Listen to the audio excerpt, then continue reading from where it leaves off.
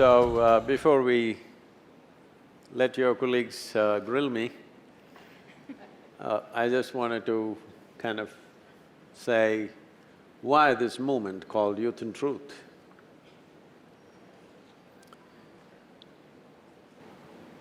Literally thousands of people keep telling me in the last many years that I've worked with people, they come up to me and say, Sadhguru, we only wish we had met you 20 years ago. Where were you? If I had met you when I was 25, I would have done this. If I had met you when I was 30, I would have done that, but you came so late. So, I thought I'll catch you now so that you don't complain later. Because youth means a time of life. Most youth don't understand this right now, but this is the time of your life when you're at your peak energy. Energy-wise, you're at the peak. If only there could be little more clarity and balance in your life, this energy could become a phenomenal process, both for you and for the nation and for the society and for the world. So, this is an endeavor to see if we can bring a little more clarity and balance to the youth so that their exuberant energy will work for them, not against them. Because lot of energy without necessary balance can work against us. It's my endeavor that your life energies should work for you. If they work for your well-being, naturally it'll work for the well-being of everybody else around you. But right now, the only thing that people suffer is their own energy, their own intelligence, their own emotion. This is what people are suffering through their entire life. So, through this movement, we thought we will bring clarity and balance to the youth of this nation and the world. So here you are. Namaskaram Sadhguruji. Namaskaram. Tamil Nadu Agricultural University Sarva, Sadhguruji welcome panikiren. And inga vandadukku a very big thanks. Samskrit team ku sari, Sound of Isha team ku sari, engala encourage pannadukku, entertain pannadukku a very big thanks. And university la nariya questions vanchu. We are very curious to ask questions and unga kitta eager irukom. We are waiting for your answers too. And I am Vijay, doing 4th B.Tech Food Process Engineering. I am Kartika. I am Kartika K, doing my 2nd year in BSc Honours Agriculture. I am Sricharan, doing my 2nd year BSc Honours Agriculture.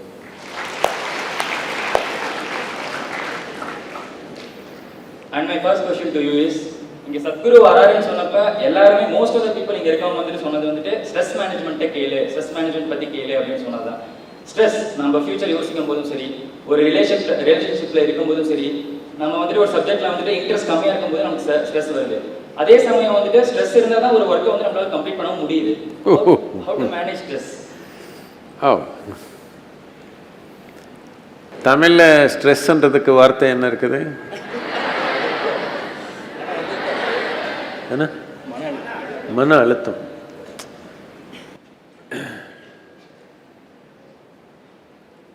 மன அழுத்தம் manage பண்ணணுமா இல்லை சந்தோஷம், அமைதி, ஆனந்தம் manage பண்ணணுமா? எது பண்ணணும்? நமக்கு மதிப்பாக இருக்கிறது நம்ம மேனேஜ் பண்ணிக்கணுமா, நமக்கு தேவையில்லாதது நம்ம மேனேஜ் பண்ணிக்கணுமான்னு நான் கேட்குறேன். நமக்கு தேவையில்லாத விஷயம் நம்ம மேனேஜ் பண்ணணுமா, இல்லை நமக்கு மதிப்பாக இருக்கிற விஷயங்கள் நம்ம மேனேஜ் பண்ணிக்கணுமா? சொல்லுங்கள். மதிப்பாக இருக்கிறது தானே மேனேஜ் பண்ணிக்கணும். திருப்பி மன அழுத்தம் என்னத்துக்கு மேனேஜ் பண்ண போகிறீங்கன்னு கேட்குறேன். நான் இப்படியே சில வருடங்களுக்கு முன்னாடி முதலாவது தடவை அமெரிக்கா போனப்போ அங்கே எங்கே போனாலும் ஸ்ட்ரெஸ் மேனேஜ்மெண்ட்டுன்னு எல்லாம் பேசிக்கிறாங்க. நான் அப்படியே பார்க்குறேன், இது என்ன ஸ்ட்ரெஸ் எதுக்கு மேனேஜ் பண்ணிக்கிறாங்க?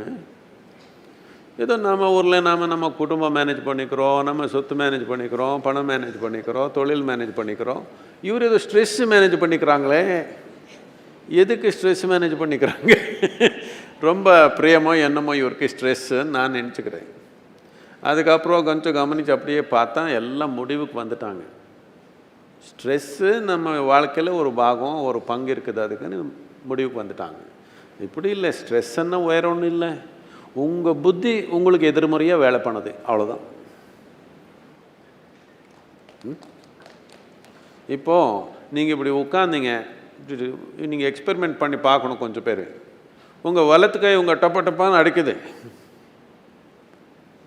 என்ன பண்ணுறது? இப்போ என்ன பண்ணுறது? இடத்து கையில் பிடிச்சி வச்சுக்கலாமா, மேனேஜ் பண்ணிக்கலாமான்னு கேட்குறேன். வலத்து கையை குதித்து நம்ம அடிக்குது, என்ன பண்ணிக்கலாம்? இடத்து கையில் இப்படியே பிடிச்சி வச்சுக்கலாமா, இப்படியே மேனேஜ் பண்ணுறதுன்னு கேட்குறேன். இதுக்கு ஏதோ ஒரு நோய் வந்திருக்குது. இப்போ நம்ம கை நம்ம அடிக்குதுன்னா ஏதோ ஒரு நோய் தானே நமக்கு வந்திருக்குது. ஒன்றும் பேச மாட்டேங்க. நம்ம கை நம்ம அடிக்குதுன்னா நமக்கு ஒரு நோய் தானே பிடிச்சிருக்குது. நோய் மேனேஜ் பண்ணணுமா, நம்ம விட்டுட்டு போகிற மாதிரி பண்ணணுமா? நம்ம விட்டுட்டு போகிற மாதிரி தானே பண்ணணும். இப்போ என்னென்ன எல்லாரும் ஸ்ட்ரெஸ்ஸில் இருக்கிறாங்கன்னு இப்போ எல்லாருக்கும் ஒரு இது வந்துருச்சு. எல்லோரும் ஸ்ட்ரெஸ்ஸாக தானே இருக்கிறாங்க, அது நார்மல். டாக்டர் கூட சொல்கிறாங்களாம் ஸ்ட்ரெஸ்ஸு நார்மல்லான்னு. என்னத்துக்கு? நான் அவரு ஸ்ட்ரெஸ்ஸில் தான் இருக்கிறாங்க. நம்ம புத்திசாலித்தனம் நமக்கு எதிர்மறையாக வேலை பண்ண ஆரம்பிச்சிடுச்சு. எதனால? எப்படி உபயோகப்படுத்துறதுன்னு கற்றுக்கல. நமக்கு என்னென்னமோ தொழில்நுட்பங்கள் இருக்குது, எல்லோரும் கையில் ஃபோன் வச்சுருக்காங்க. இப்போ கூட வச்சு என்ன பார்க்குறாங்க, அது மூலமாக சில பேர் பலவிதமான தொழில்நுட்பம் உருவாக்கணும். எங்கேருந்து வந்துருச்சு? இது எல்லாமே இந்த மூலையிலேருந்து தானே வந்துருச்சு. அப்படின்னா எல்லாத்துக்கும் பெரிய கம்ப்யூட்டர் இங்கே தானே உட்காந்துருக்குது. ஆனால் அதுக்கு ஒரு யூசர்ஸ் மேனுவல்னு ஒன்று இருக்கும். எப்படி உபயோகப்படுத்துறதுன்னு கொஞ்சம் புரிஞ்சுக்கணும். இல்லைன்னா அது நம்மையே கடிக்குது. நம்ம மனம் நம்மே கடிக்க ஆரம்பிச்சுட்டா இதுக்கு நம்ம ஸ்ட்ரெஸ்ஸுன்னு சொல்லிக்கிறோம். இவர் பக்கத்தில் இருக்கிறவங்க நம்ம கடித்தா நம்ம ஏதோ ஒன்று பண்ணிக்கலாம், அவர் மேனேஜ் பண்ணிக்கலாம். நாமே கடித்தா என்ன பண்ணிக்கிறதுன்னு கேட்குறேன். இதுக்கு ஒரு வழி இருக்குதான்னு கேட்குறேன். மேனேஜை பண்ண முடியும்? மேனேஜ் பண்ணணுமா க்யூர் பண்ணணுமா சொல்லுங்கள்? க்யூர் பண்ணணும். பிரச்சனை என்னன்னா, நம்ம மனித தன்மைன்றது எப்படி செயல்படுதுன்றது அதை பற்றி அறிவே இல்லை நமக்கு. எந்த கல்விலையோ ஒன்றும் சொல்லிக் கொடுக்கல. எப்படி என்ன தவளைக்குள்ளே என்ன இருக்குதுன்னு ஓப்பன் பண்ணி எல்லாம் பார்த்தீங்க ஹைஸ்கூல்லையே. இதுக்குள்ளே எப்படி வேலை பண்ணுறதுன்னு யாரும் பார்க்கலையே, பாவம். இது புரிஞ்சால் தானே நம்ம வாழ்க்கை நல்லபடியாக நடக்கும். தவளை புரிஞ்சால் நமக்கு என்ன நடக்கும்? பாவம்.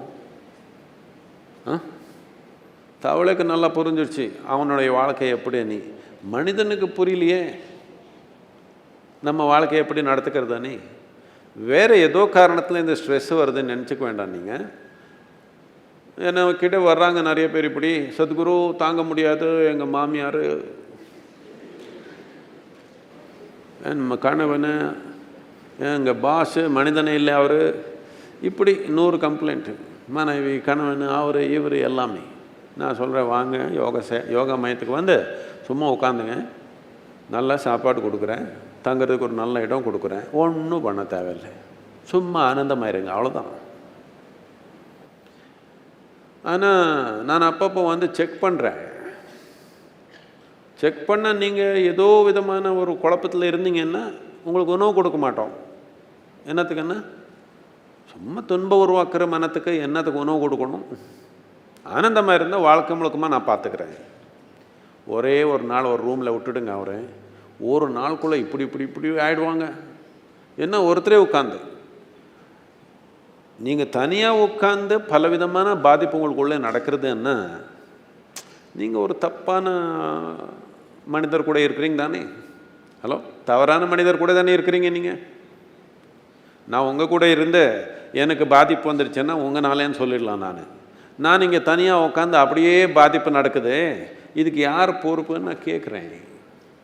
இது நம்ம செய்யலாம், இன்னொருத்தர் செய்யலாம். இந்த மனம் எப்படி நடத்துக்கிறது, இந்த உடல் எப்படி நடத்துக்கிறது, இந்த ரசாயனங்கள் எப்படி நடத்துக்கிறது, இந்த சக்தி எப்படி, இந்த உயிர் சக்தி எப்படி நடத்துக்கிறது, இது பற்றி கவனமே இல்லாமல் வாழ்னா ஸ்ட்ரெஸ் வராமல் என்ன ஆகும்னு கேட்குறேன். ஏதோ இந்த காலேஜில் படிக்கிறதே ஸ்ட்ரெஸ் ஆகிடுச்சு, வேறு எதுனால பெரிய வேலை கொடுத்தா என்ன பண்ணிடுவீங்கன்னு கேட்குறேன். ஒன்றும் இல்லை, டெக்ஸ்ட் புக்கு தான் படிக்கணும். டெக்ஸ்ட் புக் யாருக்காக எழுதாங்க? ஆவரேஜ், அப்படி தானே? ரொம்ப நீங்கள் என்ன எயின்ஸ்டானாக இருக்கணும்னு ஒன்றும் தேவையில்லை டெக்ஸ்ட் புக் படிக்கிறதுக்கு. ஆவரேஜாக இருந்தால் படிச்சுக்கிறது தானே. எல்லோரும் படிக்கிற மாதிரி புக்கு தானே எழுதியிருக்காங்க. அது படித்து ஸ்ட்ரெஸ் ஆகிடுச்சுன்னா என்ன பண்ணுறது? ஸ்ட்ரெஸ்ஸுன்ற வார்த்தை நம்ம வாயில் வரக்கூடாது. இவ்வளோ தான் பார்த்துக்கணும். என்னுடைய எண்ணம், என்னுடைய உணர்வு, என்னோடய உயிர் சக்தி, என் உடல், என் மனம் நான் சொன்ன மாதிரி நடக்கணும்.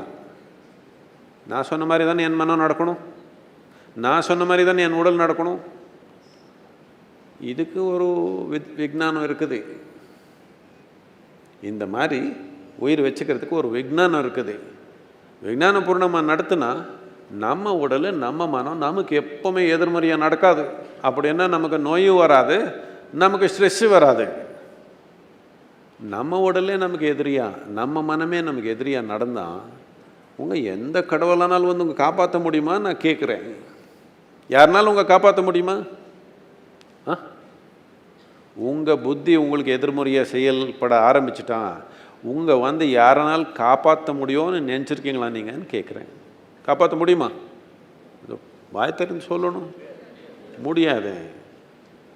அதனால் இவ்வளோ பெரிய ஒரு விஷயம் இது. எதுக்கு இது பெரிய விஷயம் சொல்கிறேன்னா, இந்த பூமியில் பரிமாண செயல் கோடிக்கணக்கு லட்சக்கணக்கில் வருஷத்தில் நடந்து வந்து ஏதோ ஒரு செல்லம் அமீபாவாக இருந்தது இப்படி ஆயிடுச்சா. எவ்வளோ வேலை பண்ணியிருக்காங்க பாருங்கள் உங்கள் மேலே. இந்த நிலை கொண்டு வரதுக்கு, இவ்வளோ மூளை வளர்த்துறதுக்கு எவ்வளோ வேலை நடந்திருக்குது. இப்போ மூளையே பிரச்சனை ஆயிடுச்சா. இப்போது என்னப்பா நீங்கள் ஹைதராபாத் ஒரு 4 மாதத்துக்கு முன்னாடி ஒரு டிவி ஆங்கர் ஹைதராபாத்தில் 34 வயசு அந்த அம்மாவுக்கு 5வது மாடியிலேருந்து குதித்து தற்கொலை பண்ணிட்டாங்க. பண்ணிவிட்டு ஒரு நோட்டு எழுதி போயிருக்காங்க, என்னுடைய தற்கொலைக்கு யாரும் பொறுப்பில்லை, என்னுடைய மூளை தான் எனக்கு எதிரி, my brain is my enemy అని எழுதி போகிறாங்க. இந்த பிரெயின் வளர்த்துறதுக்கு எவ்வளோ லட்சம் வருஷம் ஆயிடுச்சு. இப்போது இவ்வளோ வளர்த்து வச்சு இதே உங்களுக்கு எதிரி ஆயிடுச்சுன்னா நான் என்ன பண்ணுறது? நமக்கு இருக்கிற எல்லாத்துக்கும் பெரிய நண்பன் யார்? மூளை தானே நமக்கு. ஹலோ, பட் இதே எதிரி ஆயிடுச்சு. இப்போ ஸ்ட்ரெஸ்ன்னு சொன்னால் இவ்வளோ தான். நம்ம மூளை நமக்கு எதிரி ஆயிடுச்சு. வேண்டாம் அப்படி. நம்ம மூளை நமக்கு ரொம்ப தேவையான நண்பன் தானே. நம்ம உடல், நம்ம மூளை எல்லாத்துக்கும் முக்கியமான நண்பர்கள் தானே. இவரெல்லாம் எவ்வளோ நாள் இருப்பாங்களோ இல்லையோ தெரியாது நமக்கு. அப்படி தானே? எனக்கு ரொம்ப ஃப்ரெண்டாக இருப்பாங்க, நாளைக்கு என்ன ஆகுறாங்களோ தெரியாது. ஆனால் இந்த உடல், இந்த மனம் நமக்கு சாகர் வரைக்கும் நம்ம கூட இருக்கணும் தானே. நமக்கு அவர் எதிரி ஆகிட்டாங்கன்னா அதுக்கப்புறம் ஸ்ட்ரெஸ்ன்னு சொல்கிறீங்க. ஸ்ட்ரெஸ்ஸை வெளியிலேருந்து வரல, நாம் உருவாக்குறது. எதுக்கு உருவாக்குறோம்? சமநிலை இல்லை. சமநிலை இல்லாததுனால எல்லாமே ஸ்ட்ரெஸ்ஸாக தெரியுது. என்ன பண்ணாலும் ஸ்ட்ரெஸ்ஸாக தெரியுது. ஒன்றும் இல்லாமல் சும்மா உட்காந்து ஸ்ட்ரெஸ் ஆகிடுது. உங்களுக்கு வேண்டாம் இந்த காலேஜ், ரொம்ப ஸ்ட்ரெஸ்ஸு. உங்கள் காலேஜ்லேருந்து டிபார் பண்ணிடலாம். சும்மா வீட்டில் உட்காந்து ஆனந்தமாக உட்காந்துக்கிறீங்களா? முடியுமான்னு கேட்குறேன். முடியுமா? இல்லை. காலேஜில் இருந்த ஸ்ட்ரெஸ்ஸு, வெளியே அனுப்புனா ஸ்ட்ரெஸ்ஸு, பாஸ் ஆன ஸ்ட்ரெஸ்ஸு, ஃபெயிலான ஸ்ட்ரெஸ்ஸு, என்ன ஸ்ட்ரெஸ் இல்லைன்னு கேட்குறேன். எல்லாமே ஸ்ட்ரெஸ் தான்.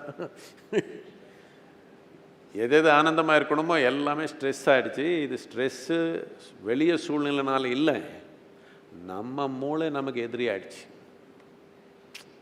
அது கூட ஒரு நேசிக்கிற மாதிரி ஒரு சூழ்நிலை உருவாக்கணும்னு அதுக்கு ஒரு விஞ்ஞானம் இருக்குது.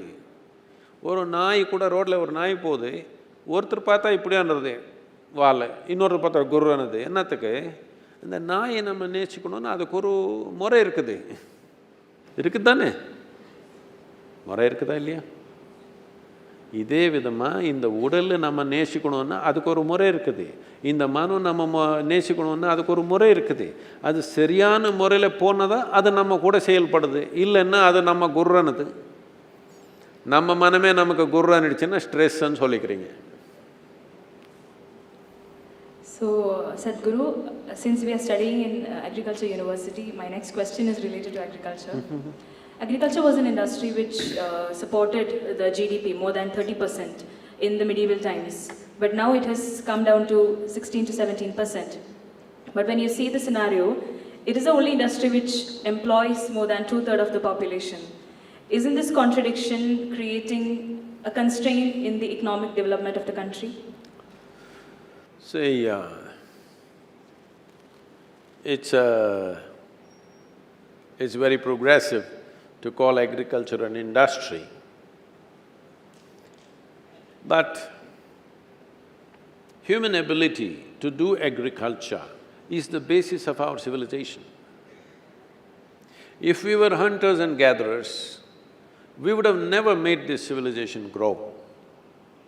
It is only because of our ability to pull food out of mud. Because of that, we built cities and towns and settled down, and many other arts and sciences, and everything grew. If we were running after an animal, wanting to spear it, we would have never developed a civilization as such. So agriculture is the basis of our civilization, we should not forget this. And it's a kind of a magic. When I say magic, if you don't understand what I'm saying, the soil that you walk upon is being turned into food, isn't it? Huh? It's not a small magic. If I don't understand what magic I'm talking about, tonight in your dinner, you eat the rest of the food. Instead of pickle, just have little bit of soil on the side and touch it with it and eat. You will see how terrible it is if we have to eat the soil. And that soil which we cannot eat, we make it into wonderful food, which nourishes us and makes this flesh and blood. This is not a small thing. Transforming mud into food is agriculture. This phenomenal process that human beings discovered by observing plant life and harnessed it, and as far as I know, tell me being in the college if I'm wrong, this is the only country, except probably some patches of South America, where there is over a 12,000-year history of agriculture. This is a land here, southern India in Tamil Nadu. We have plowed the same land for over 12,000 years. It's not a small thing. We have a deep relationship with… In America, they call soil as dirt. Here we say thai mannu, because we have a profound relationship with this soil.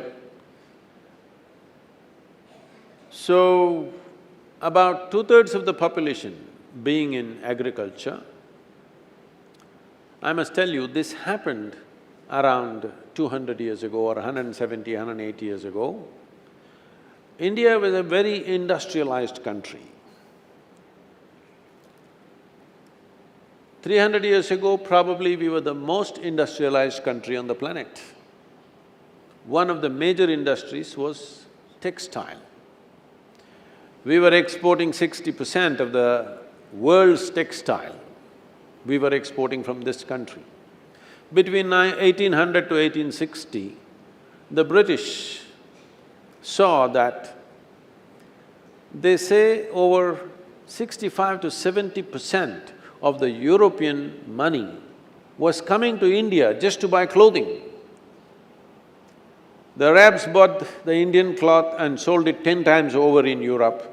So all their gold and silver was ending up in India.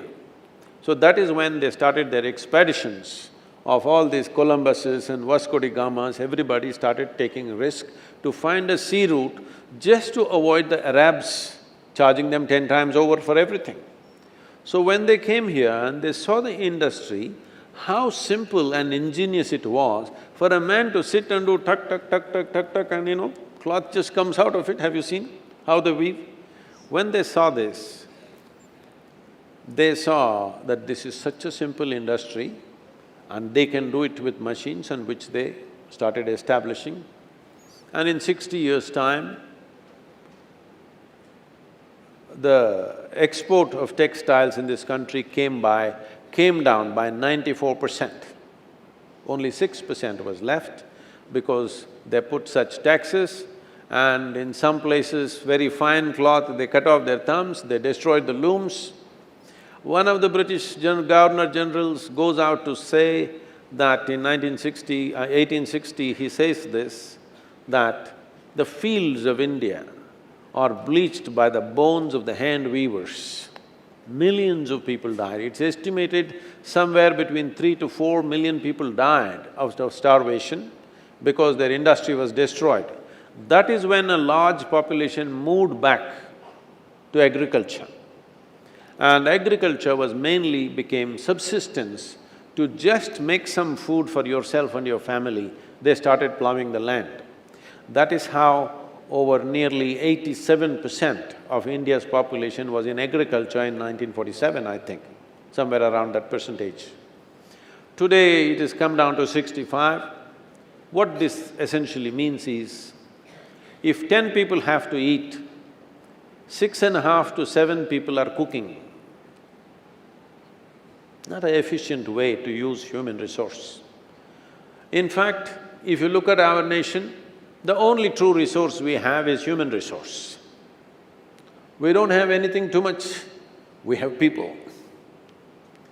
If we can train, focus, inspire this population, we can be a tremendous miracle. If you fail to do that, we will be a big disaster. So, 65% being in agriculture is not a right thing to do. We have to move the population. But moving the population does not mean moving them geographically into cities, but moving them to other trades and crafts and skills has to happen. No determined effort and organized effort has happened.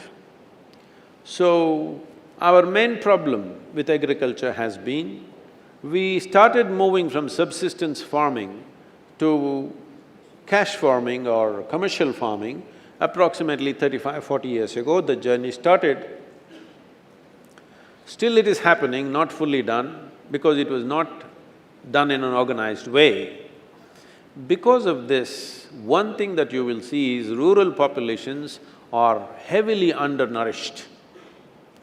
If you went into a village 35–40 years ago, everybody wore torn clothes, there was no drinking water, they drank from the same pond where the buffaloes drank, all kinds of problems. But men and women were strong. Today, if you go into a village, 60% of the rural population, their skeletal system has not grown to full size. They are shrunk simply because moving from subsistence farming to cash farming. When they were doing subsistence farming, they had no cash, but they were eating variety of food. Today, the staple diet in southern India has become rice, tamarind, onion and chili. They know how to concoct something tasty. Rasam sadam itself is enough. No nourishment, just staple diet going like this. In the north, it's just wheat, chili and onion. In the south, we have tamarind extra. So, because of this, the nourishment levels have dropped dramatically, and this is a serious concern because we are producing a generation of underdeveloped humanity. A whole lot of people have not eaten well in the early stages of their life, and they cannot make it up later. The development of the body and brain is gone. So, this has happened to a huge number of people in this country. So, one of the most important things is to organize agriculture, to bring technology, Above all, the economy of scale is needed. Right now, average land holding is a hectare, which is 2.25 acres, which you cannot do anything worthwhile. You cannot really do anything significant with such small land holdings. So we are trying to do many things to bring farmers, producers, organizations and other things to bring some kind of a scale for both for cultivation, irrigation and marketing purpose. You need scale. Because the farmers are so small, the farm volumes are so small, there is no solution for this. So right now there is a serious effort. This was part of the Rally for Rivers movement, that we want to multiply the farmers' income. In about 5 to 6 years' time, very easily you can multiply the farmers' income anywhere between 3 to 8 times if you adopt certain technologies. An integration of irrigation is most important for this, using water resources properly and bringing animals back on the farm. A tractor only plows the land, it doesn't fertilize the land, okay? You need animals. Without animals, there is no way you can do farming in future. So these efforts are being made, but it's a large, diverse country. Nothing positive or negative can ever happen without protest and turmoil and struggle and everything. For every small thing, there is a struggle. But if we don't do this now, India's agriculture can be in danger because if you make a survey of the farmers, how many of them want their children to go into farming? Believe me, it's somewhere around 2 to 5%, not more. That's not good for the country. Sir, we portray our India as a woman and call Mother India. Yet we see many rape cases, even in which we see a man raping his own mother, daughter or a sister. What drives a man with such madness of pleasure to do such an inhuman act? And what is the thing that drives him? So there are many aspects to this. Instead of linking these brutal acts to Mother India, please As I said, we call it Mother Earth. Does it mean to say all crime on this planet will stop? No, there is crime, variety of crime. Sexual assault on women is very much there. There are many aspects to this. One thing is we can get angry and say, okay, hang them. Well, if you bring hanging as a thing for rape, you must understand in a rape case, the only witness is usually the victim. Always, almost always. The only witness is the victim. If you guarantee a rapist that if you rape and if you get caught, you will hang for sure, what do you think he will do? He will eliminate that only witness. Yes or no? So, before we say something, we must be careful what we are saying. This does not mean we are supporting them, it just means, are you looking for a solution or are you looking for a kangaroo court? Hang everybody? No. Why is this happening? We must look at it. Why is it happening if you look at it? One thing is, India as a culture, this is the first generation that women are actually coming out on the street and walking with men and working with men and, close proximity. People are not used to this. And millions of young people are moving from villages to cities. In their village, their idea of a woman was their mother who was like this, or their mausi who was like that, their atte or somebody at the party, it was like that. Now they come and see young girls walking on the street, it's very new for them. Let us not simply discount things and act like we are some kind of a dropped from somewhere. Human beings have sexuality in them. Between the ages of 15 and 25, it may be in maximum force, the hormonal influence. Unless one is disciplined, with a certain cultivation of intellect and other avenues of expression in their life, like sport, art, music, education, so many things are there to engage you. Nothing to engage you, just your hormones are bursting within you. From your village, you came to your city, suddenly you see young girls, the kind of people that you saw in the movies are walking on the street. The guy goes crazy. And above all, you've been encouraging alcohol everywhere. The moment 2 drops of alcohol fall into him, he goes absolutely crazy in the evenings. If he thinks nobody is watching, he will pounce on somebody. There is also a sociological issue in this. If he was in the village, his mother, his aunt, somebody will be talking, you know that girl, we're going to get you married to that girl. Whether he marries that girl or not, in his mind, there is a solution for his needs. He comes to the city alone, he just sleeps in one room, 10 boys are sleeping, working through the day and night and rubbish atmosphere, okay? Inhuman atmosphere, it's like a concentration camp. Most of them are living in that kind of conditions. And there is no solution for him. For his hormones, for his life, for his body, for his emotion, for his life, there is no solution. There is not one person who is going there asking, okay, what are you going to do? Who are you going to marry? How are you going to settle your life? Is there any one human being looking at him? No. In the evening with friends, if he drinks, the guy goes wild, all right? And of course, people are selling all kinds of wild pornographic videos, he sees those things and he thinks that's the thing to do. So, well, when somebody commits a crime, you have to punish them, that's another matter. I'm not going to get into that. But sociologically, what is the solution? Are you teaching them to become ascetics? Are you teaching them yoga, sadhana so that they will become brahmacharis and walk free of these things? No, you have not taught them anything like that. Are you going to give them a solution? If he was in the village by 18, 19, he would be married to somebody. Now he has no hope. He's simply there and he will do wild things. This is the nature of a human being, we must understand.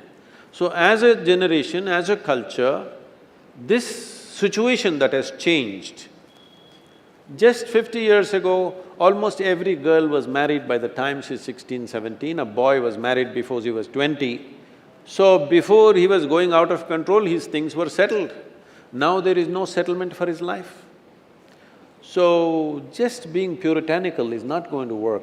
We must at least be willing to debate what are we going to do with our youth. Youth means there are many aspects. One aspect is there's an influence of hormones in them. Are you going to address it? Or are you going to just close your eyes and say, no, nothing like that, just hang a few people, everything will be okay? It is not going to be okay. So we must address it, a time has come, we must address it, rather than linking this to Bharat Mata, please. Sadhguru, I am a native of Kerala, so recently Kerala has witnessed humongous… Do you know how to swim? Not really. Oh, then what did you do in the flood? I was here, no. So, in Kerala we had floods 2 to 3 weeks ago, and I always had my mother calling me up and telling about all her suffrage, that she's going through this, she's going through that.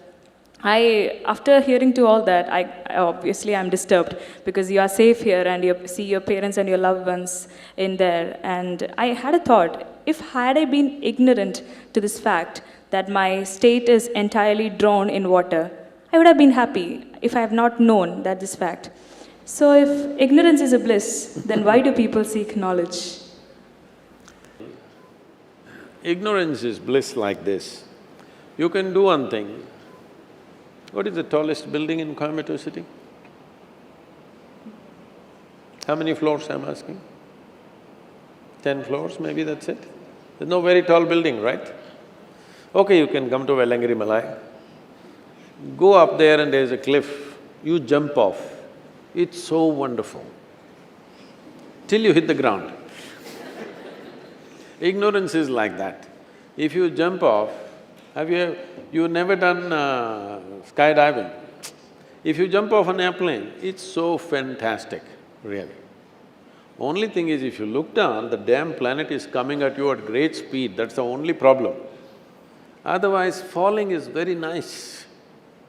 Till you hit the ground, ignorance is like that. It'll catch up with you. It'll catch up with you. Suppose it happened when you went for a vacation. It would have caught up with you, isn't it? And what guarantee that it won't come here? There's no guarantee. It can happen anywhere. So, ignorance is not a solution, nor is it a bliss. Ignorance protects you from suffering a few things, but suffering will accumulate and come to you in large scale at some point. Right now, this flood itself is ignorance is bliss only. Because people thought if you don't know anything, everything will be okay. No, you will drown. Now the flood is happening for a variety of reasons. These sort of rains that you saw this year, I don't know, meteorological department is saying what, how many years ago was this kind of rain? 24. That's what, I think it's around 24 years ago. When I was out on the streets riding and doing things, if it rained, every street, every highway would be fully drowned. I would be one of the few who's still driving or riding, everything else would have stopped. We have not seen that kind of rains, particularly in this area, in the last 8 to 9 years. This is the first time I'm seeing, after about 9 years, full-fledged monsoon. This is how monsoon should be, you understand? There is no such thing as bad rains, they're all good rains. Only in England, rain is bad. Only they sang, rain, rain, go away, okay? In India, in a tropical country, rain is always good. Are we prepared to handle the rain or not? How can we prepare to handle the rain? Can we catch it in a bucket? No. When we live in a monsoon country, when we live in a tropical country, it is a simple thing that we must have a certain level of vegetation to hold the water. In Tamil, there is some saying, I cannot repeat it verbatim, something like, only if Kaveri comes walking, she is fortune. If she comes running, she is a disaster. Why will a river run, tell me? How to make a river walk, not run? There must be vegetation. If there is substantial vegetation, the catchment areas, when they get it, it will hold and slowly it'll come down to the river. Now there's no vegetation, it's coming straight in. Similar situation happened in Coorg also now. In the last 30 years' time, they've removed 65% of the vegetation in Coorg, which is the catchment area for Kaveri. Now, as a part of this, in collaboration with Karnataka government, we are planting 25 crore trees in the catchment areas of Kaveri. Now, we are fighting for Kaveri between Karnataka and Tamil Nadu, but the problem is this, that vegetation in the catchment areas have been removed, 65% in the last 30 years. At one time, I floated down Kaveri, 163 kilometers over 13 days on just about 6 or 7 bamboos and 4 truck tubes. I just floated down, lived off the river.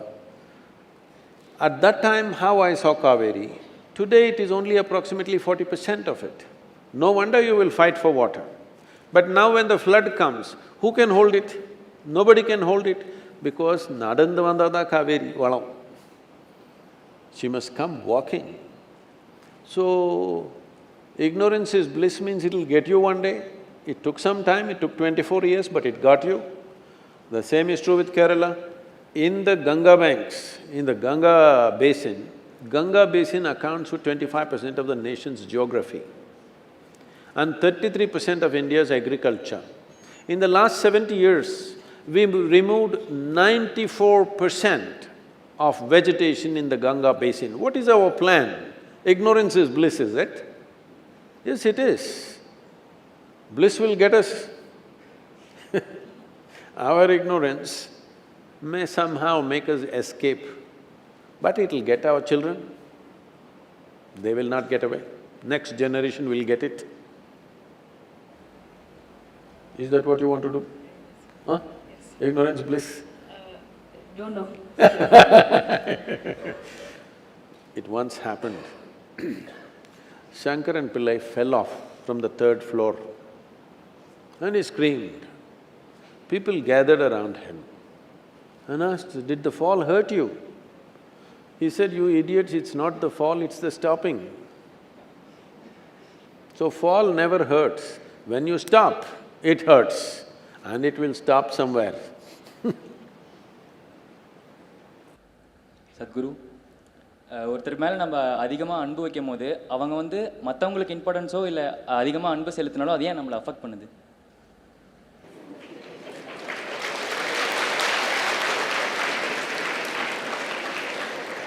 I'm just seeing which girl is he talking about.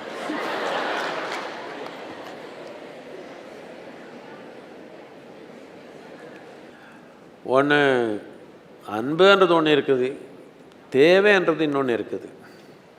தேவைன்றது பல நிலையில் இருக்குது. உடல் நிலையில் தேவை இருக்குது, மனநிலையில் தேவை இருக்குது, உணர்வு நிலையில் தேவை இருக்குது, சமூக நிலையில் தேவை இருக்குது, பொருளாதாரத்து தேவை இருக்குது. இந்த மாதிரி பலவிதமான தேவைகள் இருக்குது. நமக்கு இருக்கிற தேவை போய் நாம் அன்புன்னு தப்பாக நினச்சிக்க வேண்டாம். தேவை இருக்குது. நமக்கு ஏதோ ஒன்று தேவை இருக்குது, அது நமக்கு கிடைக்காம இன்னொருத்தருக்கு கிடைச்சா கொஞ்சம் வயிற்றுல ஏறிது. ஆனால் நீங்கள் ரொம்ப சந்தோஷப்படணும். இந்த வயசுல சிக்கிக்காம வேற யாரோ சிக்கிட்டாங்க, நீங்கள் சந்தோஷப்படணும்.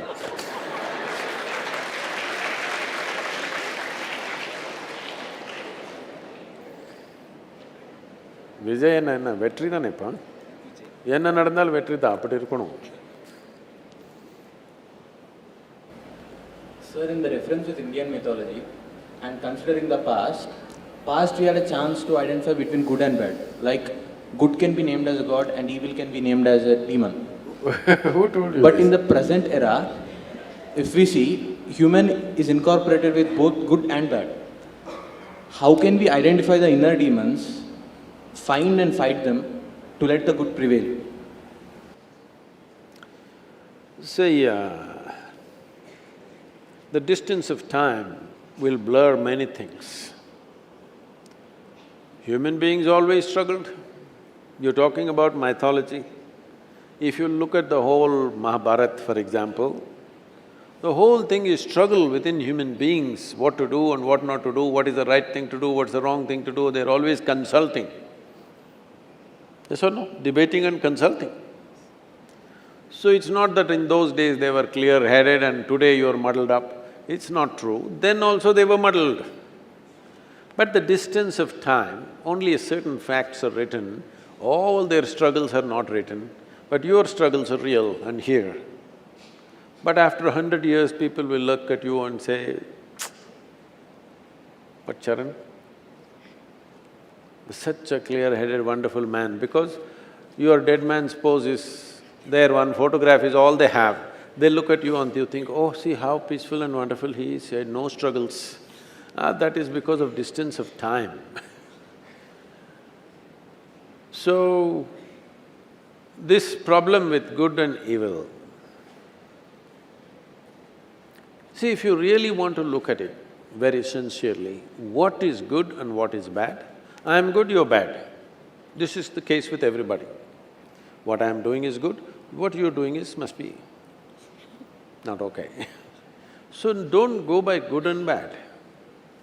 The actions that we are performing right now, is it appropriate to the situation in which we exist? Does it benefit you and everybody around you? This is all the question is. Because nobody can decide what is good and bad. Those who are doing terrible things also think they're doing very good things. Those who are doing most horrendous things, they believe 100% they're doing God's work. Yes or no? Is it true or no in the world? So do not go by good and bad because anybody can think they are good. Please every day measure what you speak, what you do, whatever actions you initiate, is it leading to maximum well-being for people around you and yourself too? This is all. Because what is good in one time, at a certain time in history, may be totally wrong at another time. You heard of Virappan? Hello? Virappan? Heard of Virappan? See, Virappan, it is said, killed over 500 elephants. So he was shot dead as a criminal. That took a long time though. But in Tamil culture, a real hero, a true man means Ayira aane konnavane. A man who's slain 1,000 elephants, he is the real hero. Virappan got halfway. But he's a criminal because wrong timing. If he had come 1,000 years ago with a Magnum 400 rifle, people would have worshipped him because there were too many elephants all over the place. But today, he is a criminal. So, what is good and bad, don't go about deciding because people who believe they are very good, they are the people who do most terrible things. You don't have to be good, you just have to be human. That's all is needed from you. Be a living human being, sensitive human being to every other life around you, that's all. You don't have to be a good human being. Good human beings are terrible people. Yes. Humanity is more important than your goodness, isn't it? Sadhguru, since we have time constraints, so I'll go with my last question of our set. What is it that, an issue it can be, what is it that the youth needs to concentrate on but they have not yet?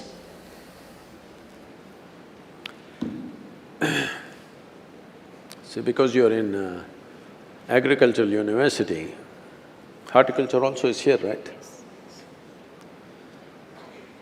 In India, the mango farmers have some wisdom in them like this. I've been a mango farmer in the past. Just after 12, 14 months after planting, if it's a well-grafted plant, within 14 months, flowers will come when the season comes. First thing we do is we'll pluck off the flowers.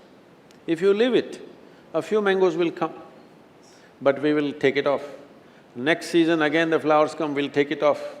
We will wait for the plant to grow because we know if the fruit comes out of that plant will never grow into a full-fledged tree. It will not bear as much fruit as it could if it bears too early. So this is something youth must remember. Don't try to live too early. This is the time where you build yourself in body, in mind, in competence, in capability, you build yourself. Time to live will come. If you live too early, then you will see you will not live a full-fledged life. So right now, we have imported this from Western societies. By the time you're 14, you must have a boyfriend or a girlfriend. By the time you're 18, you have had 3 heartbreaks. Where the hell are you focusing on building yourself? These things are taking so much time and energy. Build yourself up well if you want to live well. So, there is a certain time to grow and there's a certain time to live. If you live too early, you will not grow. And if you don't grow, the scale and scope of your life will be very limited. That should not happen to you. Thank you, Sadhguru. Before going to audience questions, there are some of the social media questions which are more popular. The first question is given by Prashant Narayan. I feel very anxious to open up with people whenever I meet someone. I feel uncomfortable and I just run away. Is it some mental issue or I don't fit in the society? What do I do? So, you're overly anxious about meeting people, interacting with people. You have heard of a word called yoga. When I say yoga, you are immediately thinking of twisting yourself? No. The word yoga means union. Union means, see, in your perception of life, there is you and there is the world. So it is you versus the universe, actually. You versus the universe is a bad competition to get into. Hello? You have any chance of winning this? You get into competition with the universe. Is there a chance to win this competition? No. You don't compete with the universe. So we found a way called yoga. Yoga means union. That means consciously you obliterate the boundaries of your individuality, so there is no such thing as you and universe, it feels like one. You need to do little bit of yoga, otherwise your mind will get twisted out with all kinds of ideas, emotions and opinions. If you open it up a little bit, if you obliterate your boundaries of your individuality, it's very easy, because when you sit here, you see this person as a part of yourself, you have no nonsense about this one, whether it's a man or a woman or a child or an animal, you have no problem. With everything you will communicate absolutely, because you have opened up your boundaries. If you have concretized your boundaries, this is me, then with this you'll always have a problem. If it's a man, it's one kind of problem, if it's a woman, another kind of problem, it's an animal, other kind of problem. I will tell you. This may sound… I've been telling people, whether you are at complete ease with life or not, how to find out, somebody asked me recently, I said, we can give you a cobra test. Cobra test means, right from my childhood, I have been in the jungles of Western Ghats. In the wild, many of these animals, particularly if they're venomous, their way of perceiving life is through the chemistry. They're looking at your chemistry. If you show a little bit of anxiety, they will go for you, otherwise they won't. So if you can just pick up a cobra like this, not by holding it by its head and all that, simply like this, and if he's not disturbed, that means you're at ease. If he goes for you, you are not at ease. This is a cobra test. I'm putting some people through cobra test just to check if they're really at ease. I can go and pick up a cobra anytime, he just comes to me. Seemingly alive. Huh? Seemingly alive, all of them. Of course, she's asking if they're alive. Is there any picture? Is there a king cobra picture? See, when I lived in jungles by myself, no outside support, the only technological equipment I have is a HMT watch, okay? And no phone, no torch, no nothing, in the jungle by yourself, and food. So people always wondered, how does he survive for weeks? Well, I drank up a lot of honey. Honey, beehives are there. Beehives are always built on that branch of the tree where a bear cannot get. Western Ghats is full of sloth bears, they will go there and drink up the honey. So the bees will build it in such a branch where if the bear goes there, the branch will break because of its weight. So now I slowly creep up. I always kept a little extra tube on my petrol tube in my motorcycle, just 14 to 18 inches long plastic tube. I will go stick it into the hive and just drink up half a liter to 1 liter of honey. Just keeps me going for the day. But the bees think I'm just one more big bee. If you show little anxiety, they will bite you. If 8, 10 of them bite you in your face, you will suffocate to death. If they bite you inside your mouth, even one will do, it'll kill you. But I always drank honey and I survived. They never ever bit me, because they're looking at your chemistry. So it's time you work upon bringing yourself to ease, not just with other people, just with life.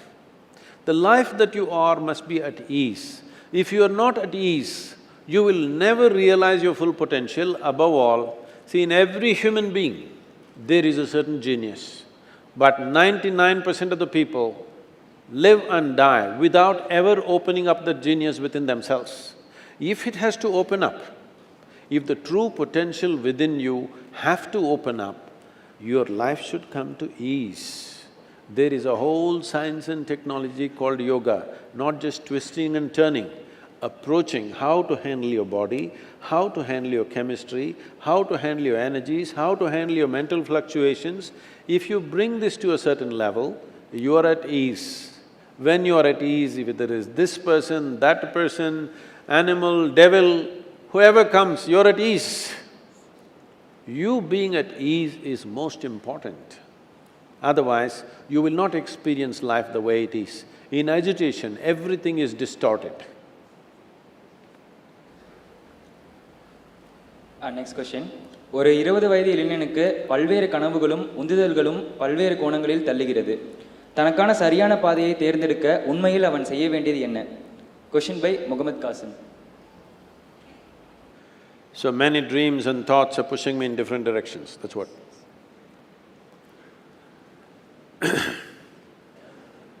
இப்போ இந்த ஒரு வாய்ப்பு எல்லாருக்கும் இருக்குது. என்னன்னா, நமக்கு நிறைய பேருக்கு இந்த மாதிரி நோய் இப்போ வந்துருச்சு. ஃபோன்னாலே டென்ஷன் ஆகுதான்.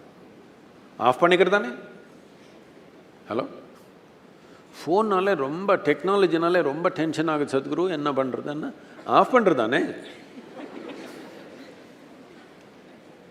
என்ன கொடுத்தாலும் அதை நமக்கு எதிர்மறையாக பண்ணிக்கிறோம். இவ்வளோ அழகான மூளை கொடுத்துட்டாங்க நமக்கு. இல்லைன்னா நமக்கு மண்புழு மாதிரி இவ்வளோ இருந்தால் எந்த ஒரு டென்ஷன் இல்லாமல் சும்மா சாப்பிட்டு உட்காந்துருப்போம். பாதி மூளை எடுத்துட்டா இப்போ கூட எல்லோரும் அமைதியாக உட்காந்துருவாங்க. மூளை தானே பிரச்சனை.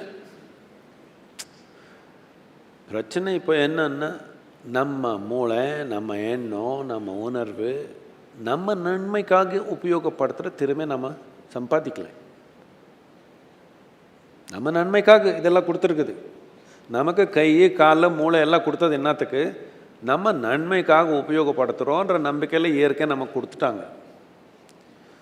நமக்கு உபயோகப்படுத்துறது எப்படி உபயோகப்படுத்துறதுன்னு கற்றுக்கிற முறையே இல்லாமல் வளர்ந்துட்டோம்.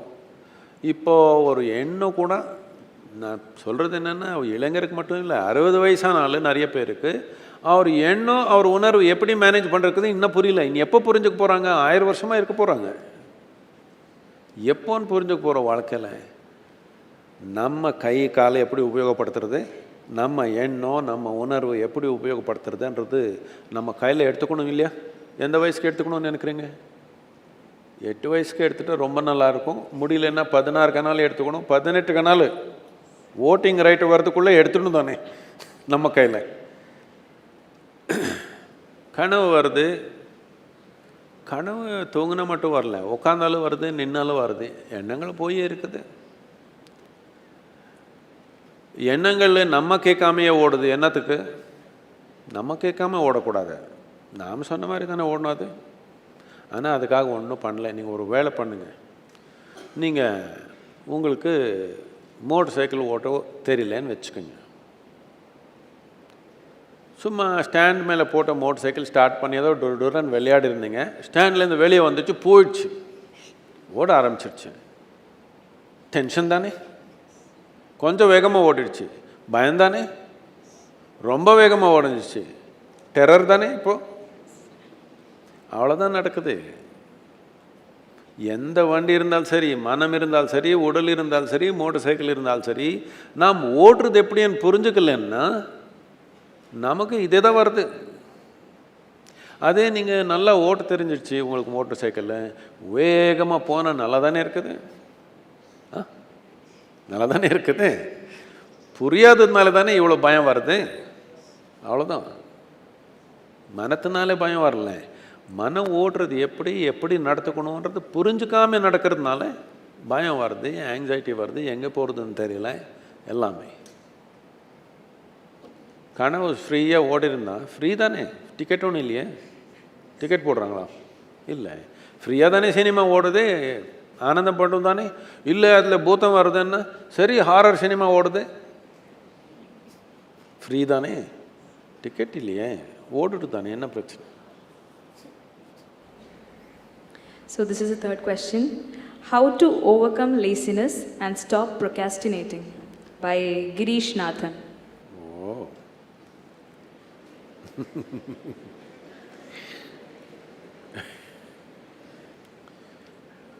See, if you're postponing something, you're obviously doing something that you don't want to do. If there is something that you really want to do, will you postpone it or prepone it? Hello? Do you see somebody is waiting for someone they badly want to see? Only 10 minutes. In the 10 minutes, they will look at the watch 25 times. Why? They want to prepone it. You're doing something that you don't want to do, so you want to postpone it. I'm asking, why the hell are you doing something that you don't want to do?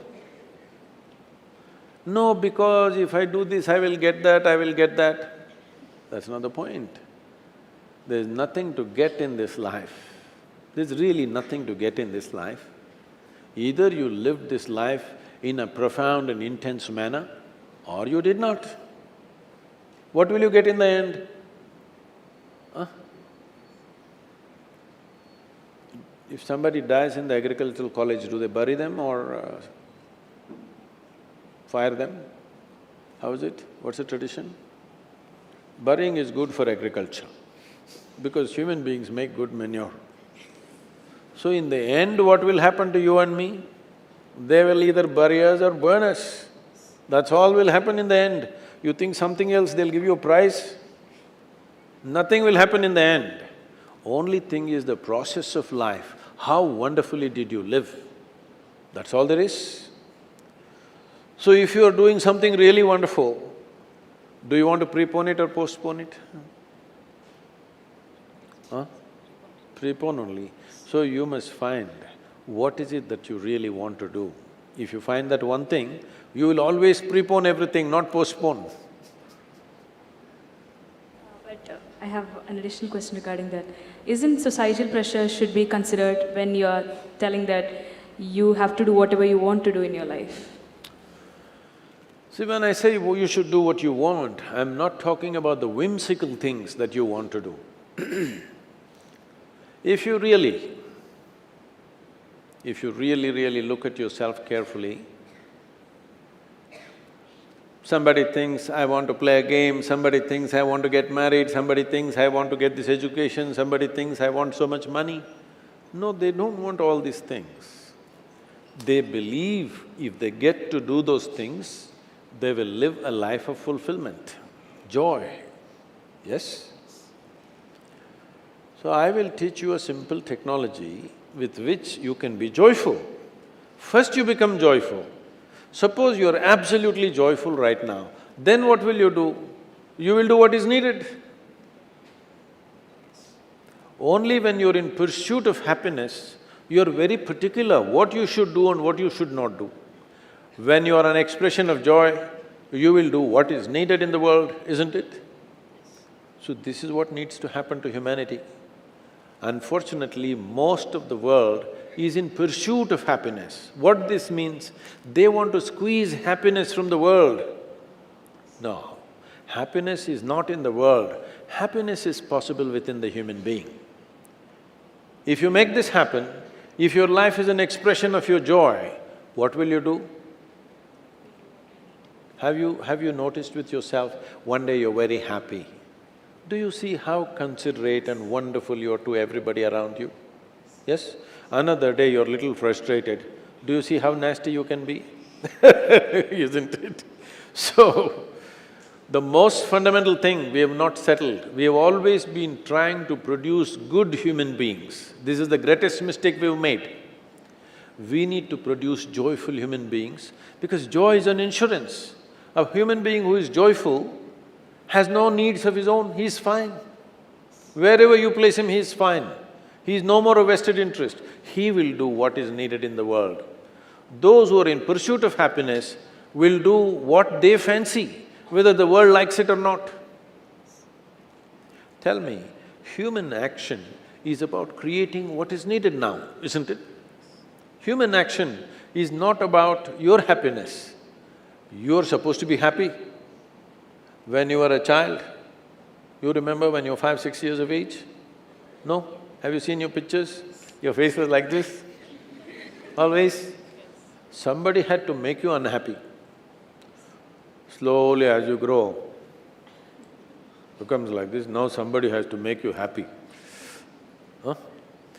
You go stand on the street, main street in Coimbatore or any city and watch all the people who are driving their dream cars and everything. Leave the very poor people, they've not eaten properly, we'll excuse them, okay?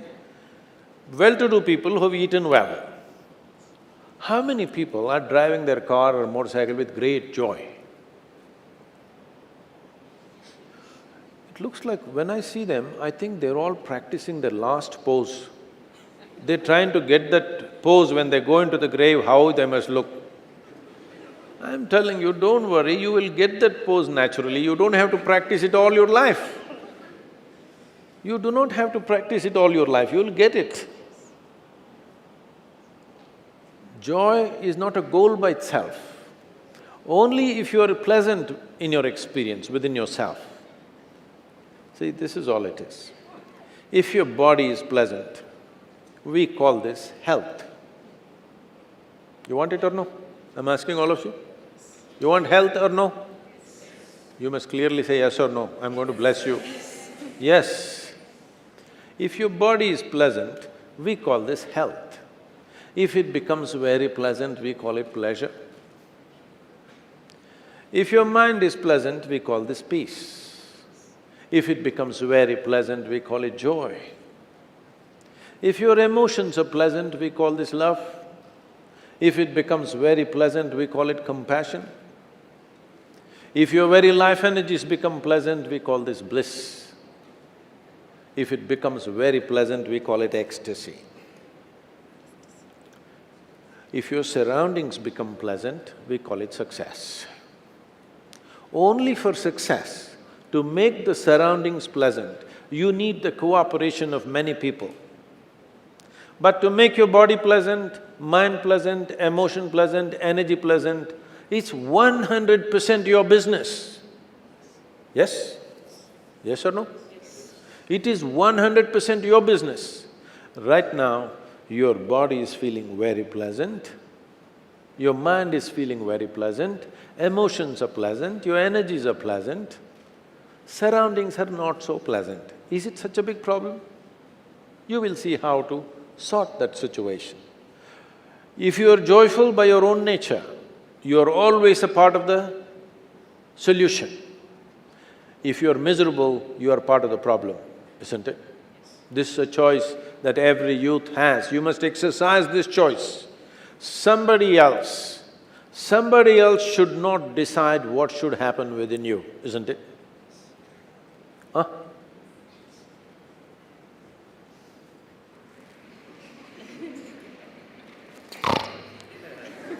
Hello? What's happening? Should somebody else decide what should happen within you? This is the sleeping time usually in the… Huh? In the colleges, is the sleeping time usually? Usually in the kindergarten, this is the sleeping time. Should somebody else decide what should happen within you? You should decide. If you decide what should happen within me, will you decide that my inside should be pleasant or unpleasant? Pleasant for sure, isn't it? So if unpleasantness is happening, unhappiness is happening, frustration is happening, anger is happening, what it simply means is you are enslaved to somebody else decides what should happen within you. This is the most horrible sort of enslavement, that someone or something can decide what happens within you. No, you decide what happens within you. What's around you, everybody has a say. We can strive to create that situation. That is not totally in our hands, but what's within us is our space. Here only what I want must happen, isn't it? If here only what I want is happening, I will keep this in extreme states of pleasantness. When I'm so pleasant, outside this and that issue is not going to determine the course of my life.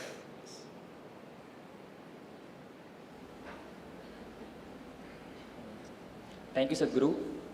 Now it's time for audience question. Namaskaram Sadhguru. I am Susitra from second year BSc Honors Agriculture. இன்னைக்கு என்னோட questions வந்து youngsters அதிகமாக use பண்ணுற social media பற்றி. இப்போ இந்த current சீனரியோவில் youngsters வந்து அதிகமாக சோஷியல் மீடியா யூஸ் பண்ணுறாங்க. அந்த சோஷியல் மீடியாவில் ரூமர்ஸ் வந்து நியூஸாக பரவுது. ஸோ நிறையா க்ரைம் அண்ட் ஈவன் மர்டர்ஸ் கூட நடக்குது. ஸோ இதை பற்றின உங்களோட கருத்து என்ன? இதை எப்படி நம்ம ஃப்யூச்சரில் ஓவர் கம் பண்ணலாம்? தேங்க்யூ.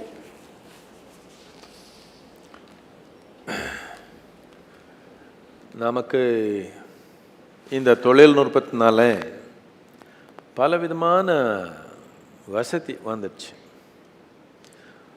வந்த வசதி நம்ம நன்மைக்கு உபயோகப்படுத்திக்காம நமக்கு எதிர்முறையாக நாம் உபயோகப்படுத்துக்கிறோம். இந்த வாட்ஸ் காசிப்? காசிப் அது இல்லை, தமிழில் காசிப்னு என்ன? Vadanti is more rumor, right? That's a rumor. What's gossip? Huh? ஆமா, அதுக்கு என்ன ஒரு வார்த்தை இல்லையா? சரி பண்றீங்களே டெய்லி அது.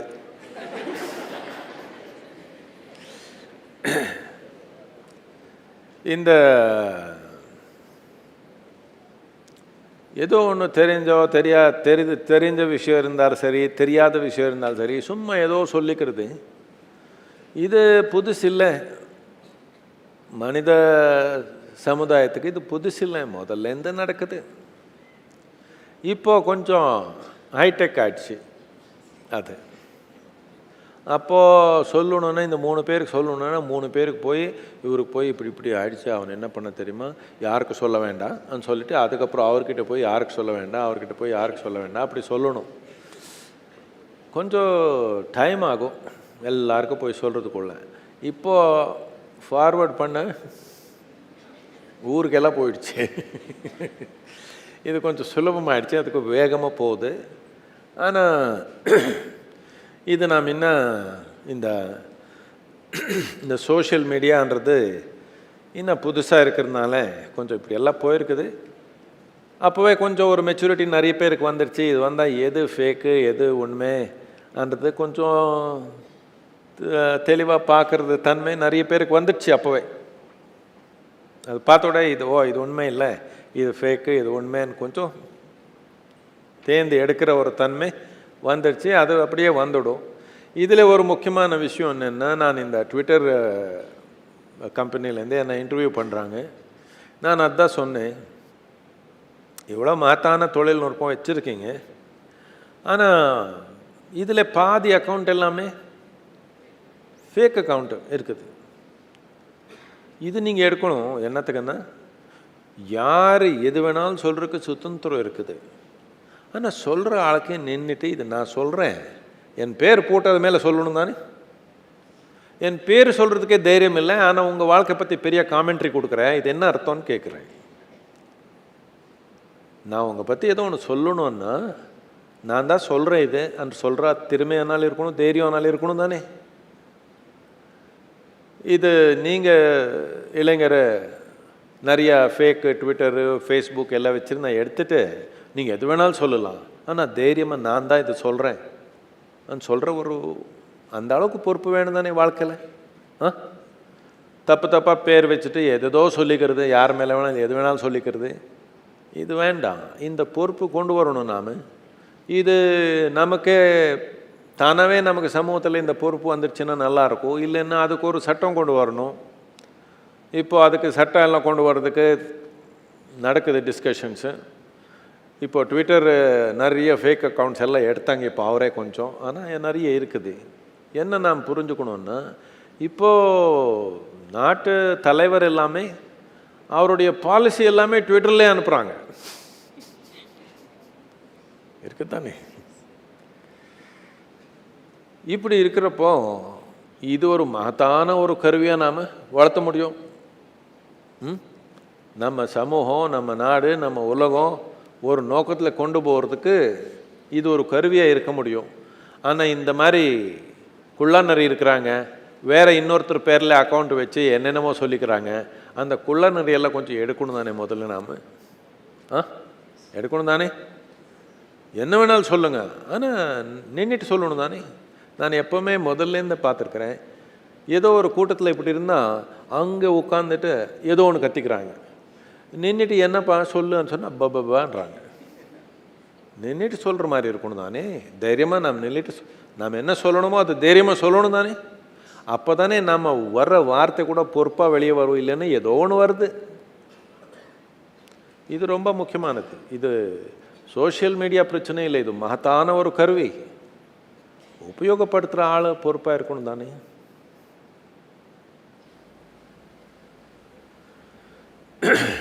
Anybody, please take the microphone.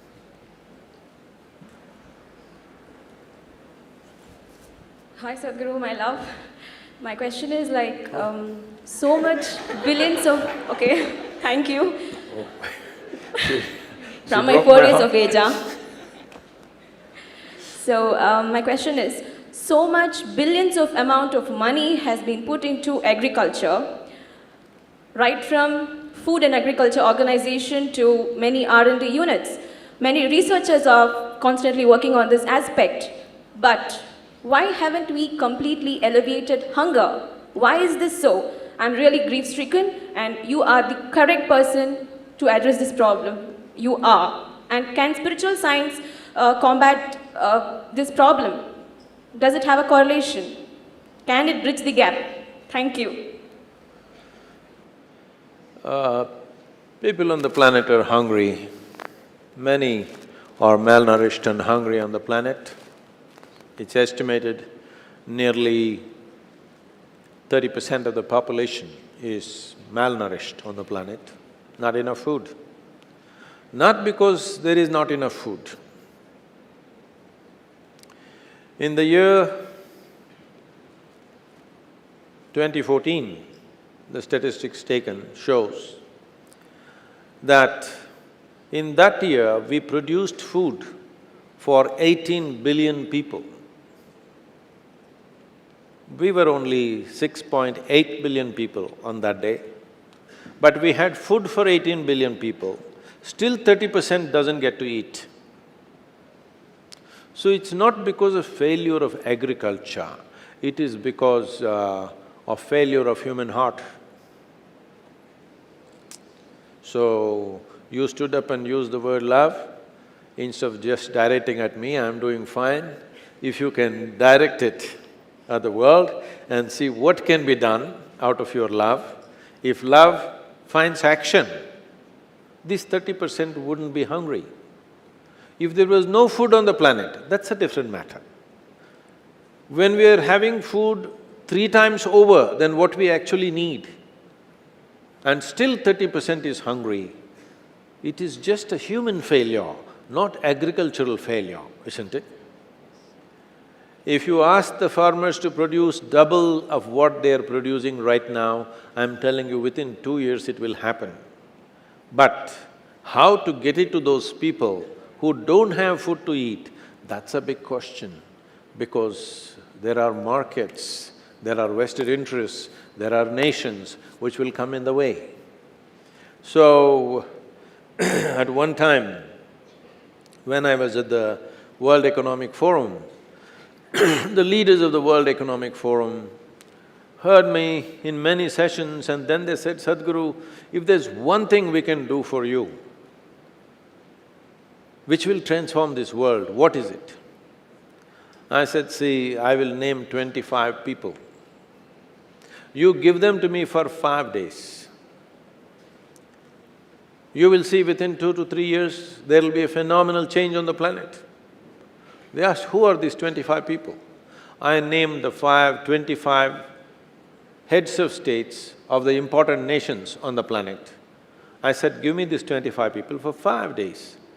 If you are a regular human being, in 2 to 3 days I can do it. Because you're a politician, I need 5 days. 5 days. Leave them with me. I will see that in 2 to 3 years' time, the world is a different place. Because all the resources there, all the food is there, all the technology is there, all the means are there, only human willingness is not there. How long should it take to make human beings willing? If 25 leaders on the planet make up their mind, you can make sure everybody is eating enough. Every child can go to bed with a full stomach. It's possible, in a matter of 2 years it can be done. It doesn't take decades to do it. Because food is there, technology is there, transportation means are there, everything is there. Never before in the history of humanity we had these things. Even 25 years ago it was not possible, but today for the first time we have it all. The question is only, you and me, as a generation of people, will we make it happen or will we just sit at home and crib? Will we just sit at home and complain and cry about it, or will we stand up and make it happen in whatever capacity we can? That's all the question is.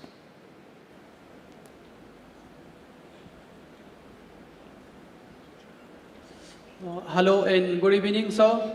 Myself Farhat from Afghanistan. Where are you? I have a question regarding taking decision of my life. So, taking decision of my life means going for a new job or like starting a new business or going for educations. So for that, what should I do? And what should I consider and what should I think before that to think about that decision, to take that decision? So, please. Thank you. So glad to have you here from Afghanistan. That's nice. So, essentially what you're asking is, what should I invest my life in? But the way you're putting it is, what job should I take, what education should I do? That's not the point. Essentially, the important thing is, this is a life. For every one of you, your life is precious, isn't it? Hello?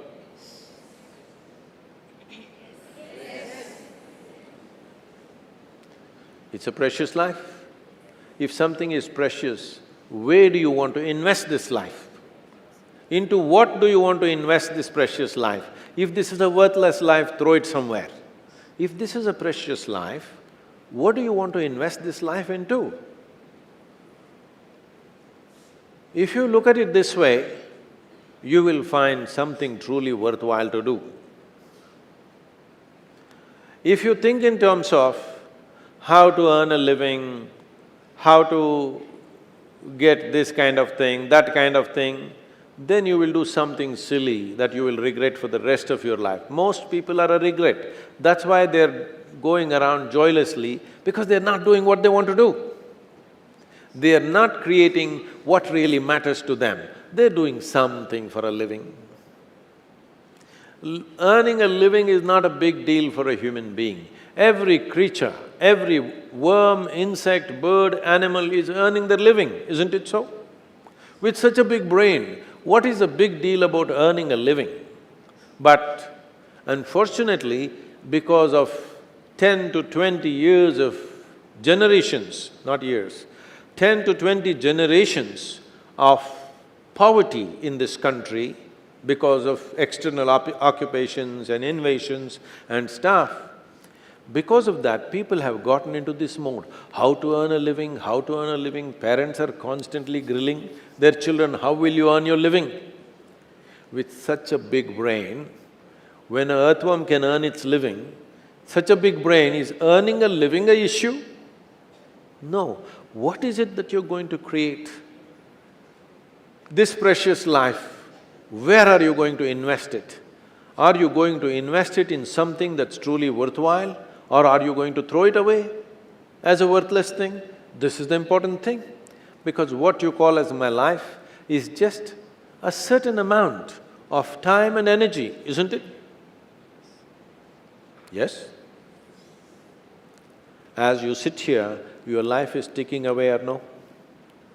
You're young, you may not be thinking like this, but actually it's ticking away. What is ticking away is not time, what is ticking away is your life. Yes or no? Since you came into this hall, you are an hour and a half closer to your grave. Yes, you are, isn't it? So time is going away. So this energy that you call as my life, how are you going to invest it? Because it's going to… if you're doing something truly worthwhile, it gets over before you know what happened. Only if you're doing something worthless, it feels like a long life. Have you noticed this? On a particular day when you're very happy, 24 hours, poof, it went off like that, like a moment. You're miserable, 24 hours feels like 10 years. Have you not noticed this? So only miserable people will have a long life. Joyful people, life goes away like that, as if it's a couple of days. It passes away like that, if you are creating what you really care to create. So, one thing that every young person should do is, without the influence of the peers of your own age group, without the influence of your professors and your parents, without any kind of influence, somewhere you must stay by yourself, at least for 2-3 days, and look at it. What is it that I want to invest this precious life into? What is it that will be worthwhile today and worthwhile after 50 years for me to invest myself into? You invest your life into that, whatever it is. However small, big, it doesn't matter. If you see that this is something truly worthwhile and you invest your life in that, this will be a life of fulfillment.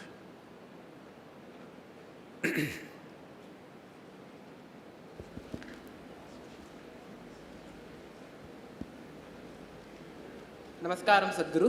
Where are you? Oh, up there. Namaskaram Sadhguru. நான் சுபாஷ், BSc agriculture படிக்கிறேன். இந்த காலகட்டத்தில் தனி தமிழ்நாடு அப்படிங்கிற ஒரு கருத்து பரவலாக இருக்குது. மாநிலத்துக்கு சுய ஆட்சி அப்படிங்கிற எண்ணம் வர ஆரம்பிச்சிருக்குது. இதை பற்றி நீங்கள் என்ன நினைக்கிறீங்க? இதனோட தாக்கம், இதனோட இம்பேக்ட் என்னவா இருக்கும்? நன்றி. இது புதுசாக வரல, முதல் இருந்தது. அப்படி நினச்சா நம்ம நன்மைக்கு நல்லா இல்லைன்னு நினச்சி நாம் எல்லாமே சேர்ந்துருந்தால் நல்லாயிருக்கும் பாரதமானு ஒன்றா சேர்ந்தோம். கொஞ்சம் நன்மை வர ஆரம்பித்தோட நமக்கு கொஞ்சம் எரிச்சல் வந்துடும் திருப்பி. இதை நீங்கள் புரிஞ்சுக்கணுன்னா, இன்னும் அந்த ஜெனரேஷன் இப்போது கூட இருக்கிறாங்க. இந்த 1948 பார்ட்டிஷன் ஆயிடுச்சு. அந்த பார்ட்டிஷன் ஆனப்போ 3 பாகமாகிடுச்சு பாரதம். அது உணர்ந்தவங்க கொஞ்சம் போய் பேசி பாருங்கள், என்ன உணர்ந்தாங்க அவராங்க, என்ன கஷ்டப்பட்டாங்க. 6 லட்சம் மக்கள் இறந்துட்டாங்க 2 பக்கம். பலவிதமான கஷ்டம், சாமானியமான ஹிம்சை நடக்கலை. அதுலேயும் பெண்களுக்கு, குழந்தைக்கு நடந்த ஹிம்சை சொல்ல முடியாது, வாயில் சொல்லிக்க முடியாது. அந்த மாதிரி அசிங்கங்கள் எல்லாமே நடந்துடுச்சு. வெறும் 69-70 வருஷம் ஆயிடுச்சு. நமக்கு மறந்து போச்சு. திருப்பி இன்னொரு தடவை நாம் உணரணும்னு ஆசைப்படுறோம். அந்த பார்ட்டிஷனில் 2 பக்கம், இந்தியாவில் பாகிஸ்தானில் 2 பக்கம், அதில் கஷ்டப்பட்டவங்க இப்போ கூட நிறைய பேர் அதே கேம்ப்ஸ்லேயே இருக்கிறாங்க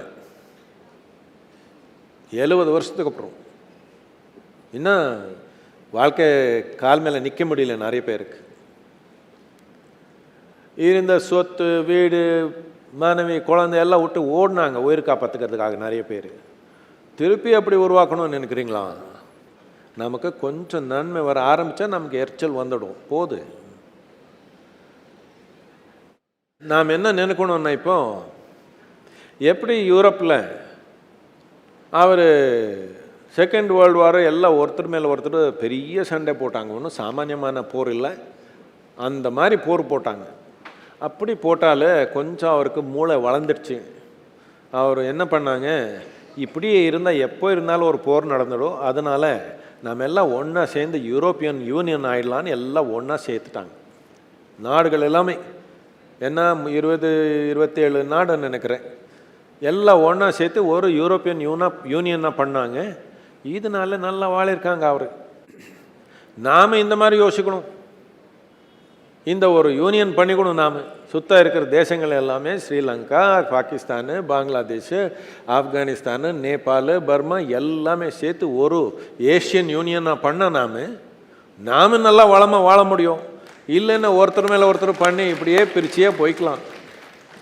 நாம் நல்லபடியாக வாழணும், மக்களுடைய நன்மைக்காக ஏதோ ஒன்று செய்யணும்னா பிரிக்கிற நேரம் போயிடுச்சு, இணைக்கிற நேரம் இது. இணைச்சிக்கலாமா, பிரிச்சுக்கலாமா?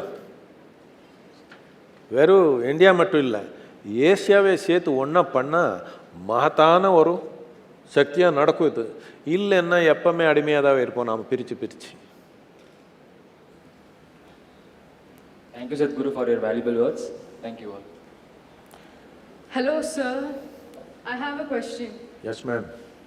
So, you're able to come to many colleges and give many more speeches, and I think it's just a single life, right? And you're able to achieve more than what one can imagine. A big foundation, Isha, Yoga, Mind, and many more centers, many more disciples. It's all in a single life, right? If a common man wants to take this by simple efforts and hard work, I think it will take at least up to 3 generations. And you have done it within a single life. So what's the secret behind your success? இவ்ளோ வேகமான அசுரத்தனமான வளர்ச்சிக்கு என்ன காரணம் வச்சிருக்கீங்க?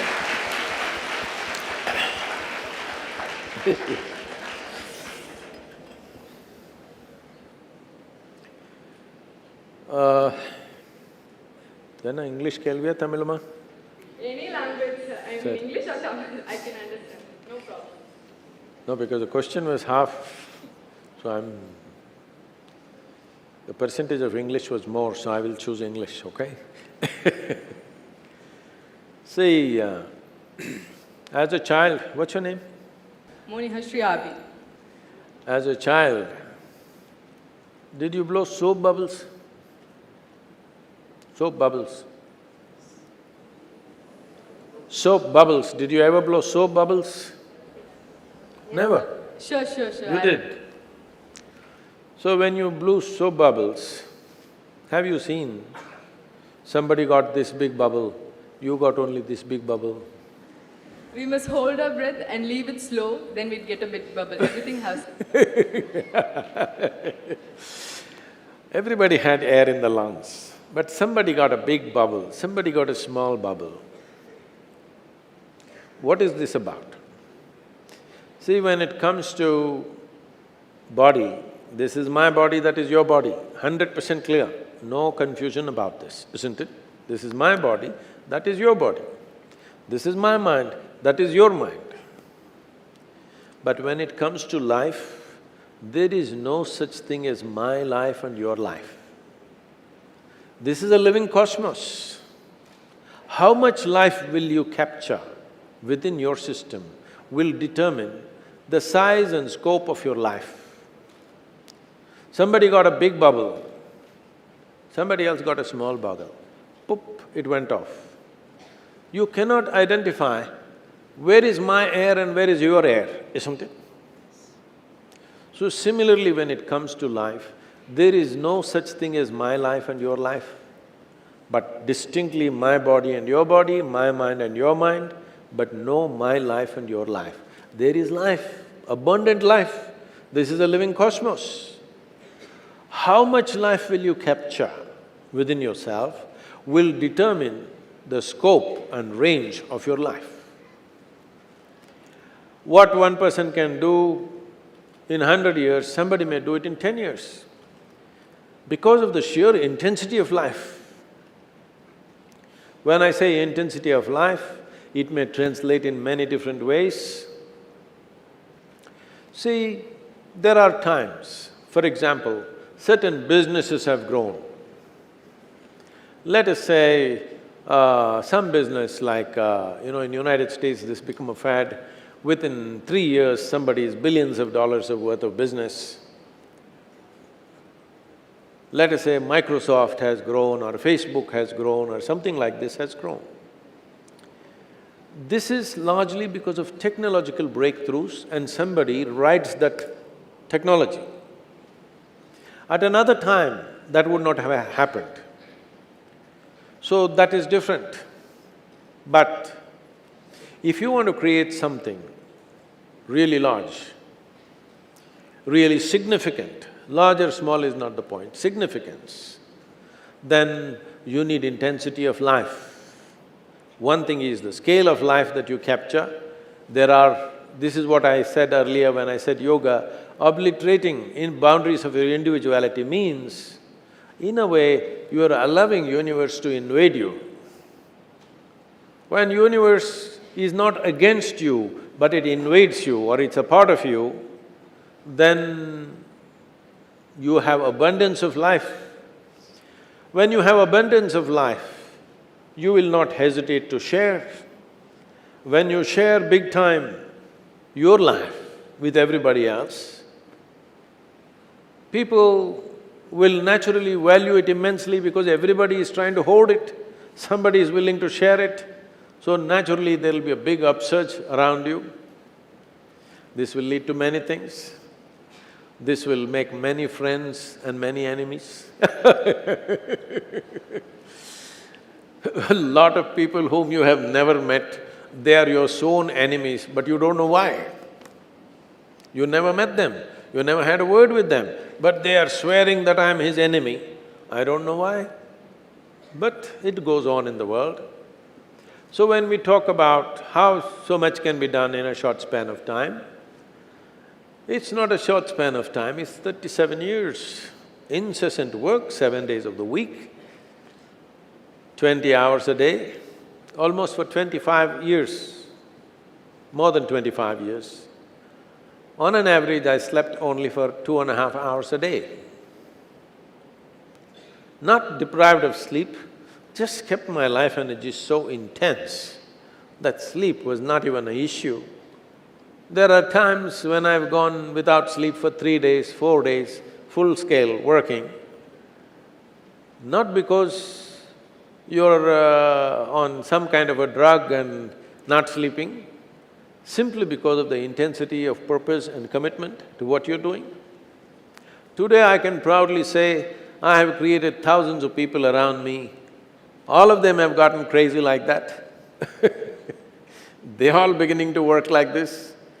Most of them, you don't know when they will sleep, when they will wake up, on, 7 days of the week. No holidays, no vacations, but everybody is joyful. If you come to the yoga center and see, you will see the most joyful faces. But they've never been on a vacation. They don't own a damn thing. They don't have money in their pockets, but they're just joyful because drunk with life, literally. Well, it's like this. Have you noticed on a certain day, if you're very, very joyful and blissed out, you are willing to do whatever is needed, no problem, isn't it? Any amount of work. But little frustration, your feet will drag. So I have not known frustration at all in the last 37 years. Not that everything goes right, many things don't happen the way I want. In fact, nothing happens the way I want. That's a fact. Because what I want is up there. It is always an incremental success of everything. But because of the sheer intensity of purpose and focus, when some movements we started and people gathered in millions, somebody told me, a very prominent person in the country, Sadhguru, this kind of crowds happened only when Mahatma Gandhi came. I said, no. See, don't compare, because Mahatma Gandhi had a huge advantage. He had an enemy. There was somebody to fight. When you have an enemy, you can gather masses. Now, my whole thing is, I'm constantly reminding people, there is only one enemy in your life, that's you. If you fix this one person, everything is fine with you. Yes or no? You have only one enemy, that's yourself. If you fix this one person, this is a wonderful life. So, when there is no external enemy, moving people towards a purpose is very difficult. But people have moved wonderfully, not just in India, around the world. People are putting a lot of pressure in various countries. Sadhguru, you've done enough in India, you must come and stay here, stay there, do this, do that. Why I'm telling you this is, you are young people. Each one of you, if you become a dynamo of energy and activity, this country, which is a nation of young people, will prosper and become a miracle like no other, because we have the largest number of young people. If you get the necessary intensity and balance within you, this is important. Intensity without balance will make you go crazy. If you have intensity and balance, we can make a miracle out of this nation. All the problems that we are seeing in this country can be a thing of the past in a matter of 10 years' time, not too long. If you look at nations, if you look at the history of this world, the only country which has moved a large segment of population from poverty to affluence in one generation is the China. But they did it with lot of force and pain, too much pain. Millions have died, so much pain, so much force. But today, India as a nation, we are sitting on a threshold that through a democratic process, if all of us do the right things in the next 5–10 years' time, through a democratic process, without a gun, without bloodshed, we can move 1 billion people from one level of living to another. This kind of thing has never happened in the history of humanity. Right now, India is sitting on that cusp that if we do the right things in the next 5–10 years' time, you will see this nation transforming. Without guns, without blood, without those kind of revolutions, simply through democratic process we can do. We are sitting on the threshold. It is just that we should not sit on the threshold for too long. We must take the next step and the next step, and that is in our hands as a generation of people. We need to do that. Friends, I understand that you have a lot of thriving energy coming up. Since it's a busy schedule, I think we should wind up the session now. Thank you, ma'am. Thank you, Sadhguru, and thank you, audience, for their questions.